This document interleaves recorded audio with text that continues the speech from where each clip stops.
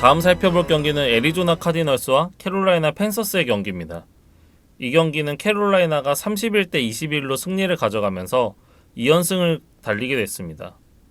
사실 이 경기는 양팀 감독의 과거 2년으로도 좀 주목을 많이 받았던 매치업이었습니다. 애리조나의 킹스버리 감독, 그리고 팬서스의 맷 룰 감독은 각각 텍사스 텍, 그리고 베일러 감독 소속으로 대학 무대에서 두 번의 맞대결을 펼친 바 있었습니다.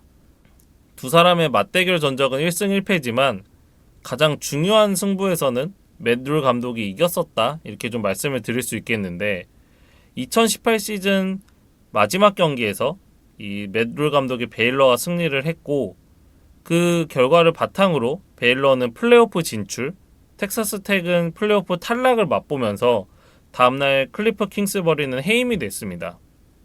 킹스버리의 해임 소식을 듣고 맷 룰 감독은 따로 문자 메시지를 보내서 유감의 뜻을 전했다고 하는데, 킹스버리도 이를 좀 진심으로 받아들이면서 동료로서의 유대 관계는 더 깊어졌다, 이렇게 좀 말씀을 드릴 수 있겠습니다.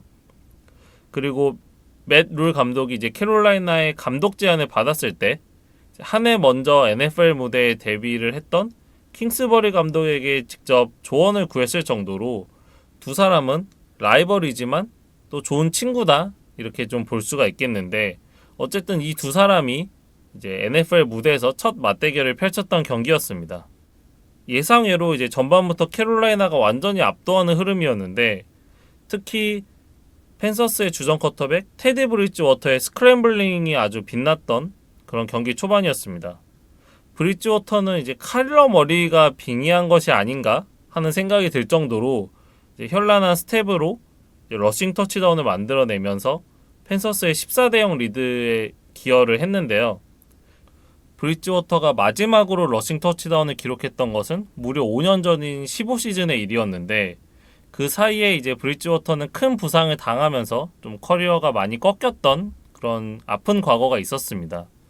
그런데 이번 경기에서 이렇게 공격적으로 스크램블링을 하는 모습을 보니까 지금은 그 부상을 털고 이제 완전한 몸 상태를 가지고 이제 경기에 임한다, 이런 생각이 좀 들었습니다.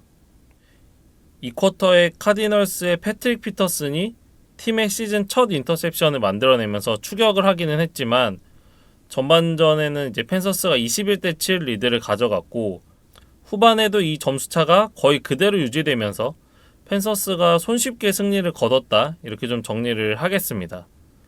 승리한 이제 팬서스에 대해서 조금 더 얘기를 해보면, 제가 이번 오프 시즌에 테디 브리지워터 영입에 대해서 사실 좀 의문을 제기하고 약간 비판적으로 이제 말씀을 드렸던 부분들이 있었는데, 이에 대해서 좀 사과를 드려야 될 것 같아요. 이번 경기 기록만 보면 276 패싱 야드에 2개 터치다운, 1개 인터셉션으로 어떤 스탯은 아주 뛰어난 모습은 아니었지만, 중요한 순간마다 플레이 액션을 무기로 이제 카디널스의 수비들을 공략을 했고, 특히 서드다운 상황에서도 이제 위축되지 않고 좋은 패스들을 성공시키는 모습들이 굉장히 인상적이었거든요.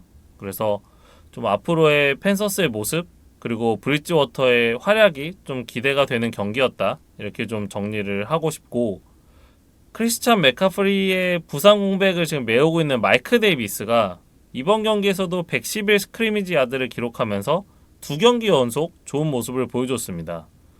그리고 이번 시즌 FA로 영입했던 리시버 로비 앤더슨도 99 리시빙 야드를 기록해주면서 이제 브리지워터를 잘 도와줬다, 이렇게 좀 말씀을 드리고 싶습니다. 그리고 제가 이번 경기에서 더 높은 점수를 주고 싶은 것은 이제 팬서스의 수비진인데, 특히 신인 듀오의 활약이 아주 빛났습니다. 2라운드에 뽑은 세이프티 제레미치는 카일러 머리를 스파잉하는 역할을 맡았거든요. 그래서 카일러 머리의 스크램블링을 통한 빅플레이, 이것들을 이제 완전하게 봉쇄하면서 팀의 승리를 이끌었다, 이렇게 말씀을 드릴 수 있겠고, 신인 엣지러셔 이터그로스 마토스는 3쿼터에 카일러 머리에게 펌블을 유도해내면서 턴오버를 만들어냈거든요.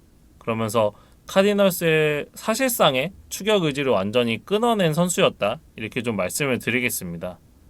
이번 시즌 이제 팬서스는 드래프트에서 전부 수비 선수들만 뽑으면서 수비진의 이제 리빌딩을 선언을 했거든요.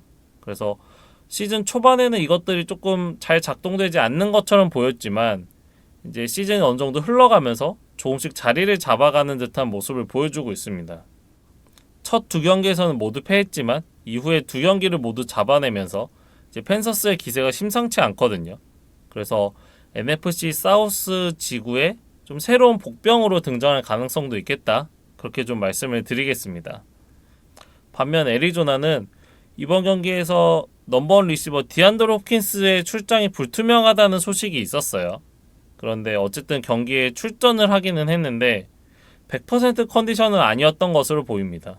그래서 앞선 3경기에서 보여줬던 머리와의 환상적인 호흡 그리고 폭발적인 리시빙 이런 것들은 조금 찾아보기가 어려웠고 카일러 머리를 포함한 공격진 모두가 딱히 인상적인 선수가 없었다 이렇게 좀 생각이 됩니다. 그래서 머리는 이번 경기에서 133 패싱 야드 그리고 78 러싱 야드 3개 터치다운 1개의 펌블 턴오버로 이제 묶였는데 러싱 야드가 80야드 가까이긴 했지만 대부분이 이제 경기 후반에 좀 점수차가 벌어진 이후 상황에서 나왔던 기록들이기 때문에 실질적으로는 이제 스탯적으로도 굉장히 실망스러운 경기였다고 말씀을 드리겠습니다.